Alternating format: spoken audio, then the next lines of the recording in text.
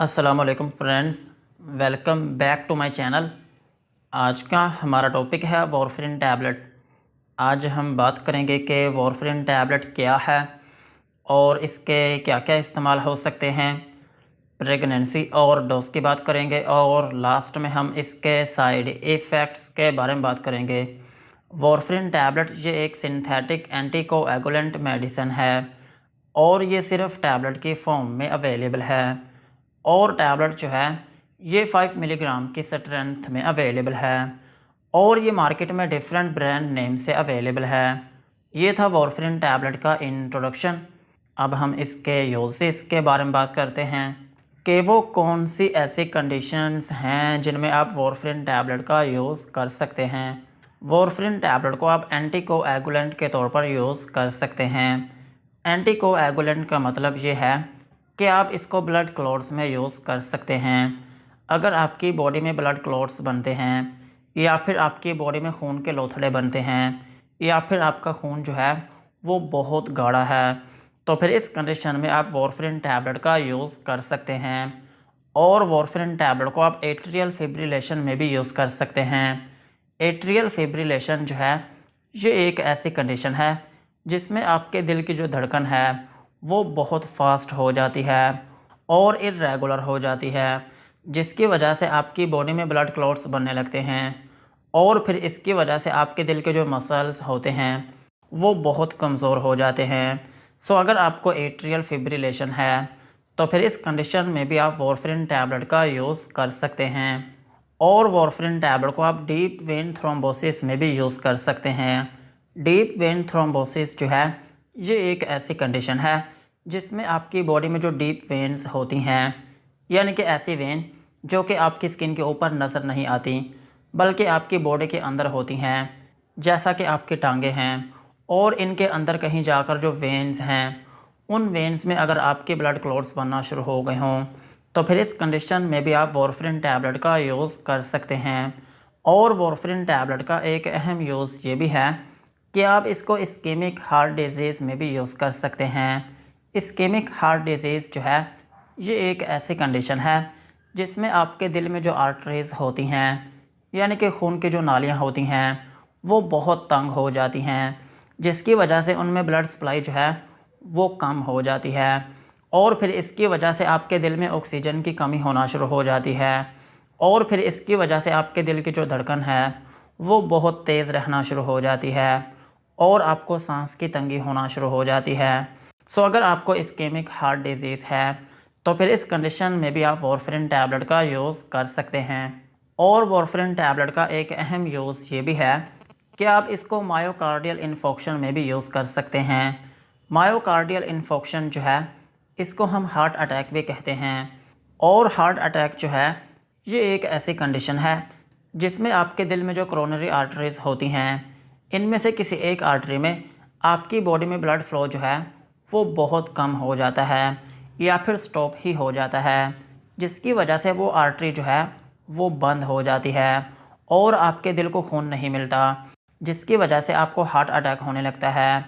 और heart attack की अहम अलामत ये होती है कि आपकी चेस्ट में शदीद किस्म की दर्द होने लगती है और ये जो दर्द होती है ये आपकी चेस्ट से फैलती हुई आपके कंधों में आने लगती है और आपके कंधों में, आपके बाजों में आने लगती है और आपके जबड़ों में आने लगती है और इस दर्द में इंसान को पसीने भी आना शुरू हो जाते हैं।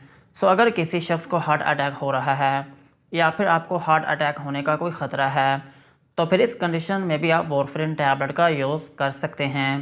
और वारफेरिन टैबलेट का एक स्पेशल यूज़ ये भी है कि आप इसको प्रोस्थेटिक हार्ट वॉल में भी यूज़ कर सकते हैं। अगर किसी शख्स को दिल का वॉल पड़ा हो तो फिर इस कंडीशन में भी वारफेरिन टैबलेट का यूज़ किया जाता है। और इस कंडीशन में इस टैबलेट को यूज़ करने का जो मकसद है वो ये होता है कि आपके दिल में कोई ब्लड क्लॉट्स ना बन जाएं या फिर आपके खून की जो नालियां हैं उनमें ब्लड क्लॉट ना बन जाए, ताकि आपका जो वॉल है वो स्मूथली वर्किंग करता रहे। सो इस कंडीशन में भी आप वारफेरिन टैबलेट का यूज़ कर सकते हैं। और वारफेरिन टैबलेट को आप पल्मोनरी एम्बोलिज्म में भी यूज़ कर सकते हैं। पल्मोनरी एम्बोलिज्म जो है ये एक ऐसी कंडीशन है जिसमें आपके फेफड़ों में जो नालियाँ होती हैं उनमें ब्लड क्लॉट बनना शुरू हो जाते हैं, जिसकी वजह से आपको सांस की तंगी होना शुरू हो जाती है और आपकी चेस्ट में दर्द रहना शुरू हो जाती है। और इसकी एक अहम अलामत ये भी होती है कि आपको खांसी आना शुरू हो जाती है और खांसी के साथ आपको ब्लड भी आना शुरू हो जाता है। सो इस कंडीशन में भी आप वारफरिन टैबलेट का यूज़ कर सकते हैं और वारफरिन टैबलेट को आप सिस्टेमिक एम्बोलिज्म में भी यूज़ कर सकते हैं। अगर आपकी बॉडी में किसी भी जगह पर ब्लड क्लॉट बन गया हो और वो आपकी पूरी बॉडी में गर्दिश कर रहा हो तो फिर इस कंडीशन में भी आप वारफरिन टैबलेट का यूज़ कर सकते हैं। और वारफरिन टैबलेट का एक अहम यूज़ ये भी है कि आप इसको स्ट्रोक में भी यूज़ कर सकते हैं। स्ट्रोक जो है ये एक ऐसी कंडीशन है जिसमें आपके ब्रेन की तरफ आपके ब्लड का जो फ़्लो होता है वो बहुत कम हो जाता है या फिर मुकम्मल तौर पर बंद हो जाता है, जिसकी वजह से आपके ब्रेन का जो वो हिस्सा है कि जिसको ब्लड नहीं मिल पा रहा होता वो डैमेज होना शुरू हो जाता है और फिर इसकी वजह से वो हिस्सा काम करना छोड़ देता है और इस कंडीशन को हम कहते हैं स्ट्रोक। सो अगर किसी शख्स को स्ट्रोक हो रहा है या फिर आपको स्ट्रोक होने का कोई ख़तरा है तो फिर इस कंडीशन में भी आप वारफरिन टैबलेट का यूज़ कर सकते हैं।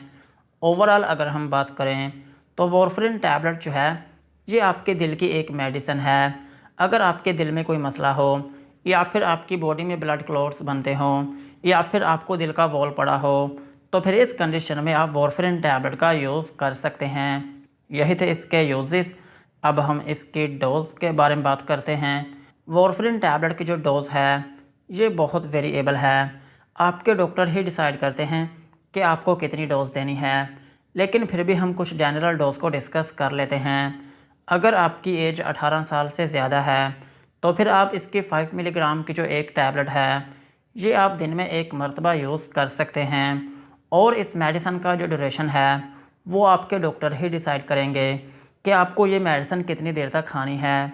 और अगर हम बात करें बच्चों की तो बच्चों में इस टैबलेट को यूज़ नहीं किया जाता, लेकिन फिर भी अगर ज़रूरत पड़ती है तो फिर इस केस में आप 0.1 मिलीग्राम से लेकर 0.2 मिलीग्राम की जो डोज़ है वो आप पर केजी पर डे के हिसाब से यूज़ करवा सकते हैं।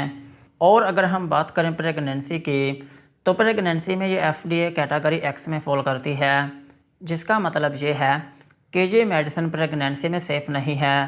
प्रेगनेंसी में इस टैबलेट को यूज़ ना करें। सिर्फ़ एक केस ऐसा है कि अगर आपके दिल में बॉल पड़ा हो और आप पहले से ही ये मेडिसिन यूज़ कर रहे हों तो फिर इस केस में इस टैबलेट को यूज़ किया जा सकता है, वो भी लो डोज में। अदरवाइज़ प्रेगनेंसी में इस टैबलेट को बिल्कुल भी यूज़ नहीं किया जा सकता। और ब्रेस्ट फीडिंग मदर्स जो हैं वो इस टैबलेट को यूज़ कर सकती हैं। सो यही थे इसके डोज़। अब हम इसके साइड इफ़ेक्ट्स के बारे में बात करते हैं कि अगर आप वारफरिन टैबलेट का यूज़ करते हैं तो आपको क्या क्या नुकसानात हो सकते हैं।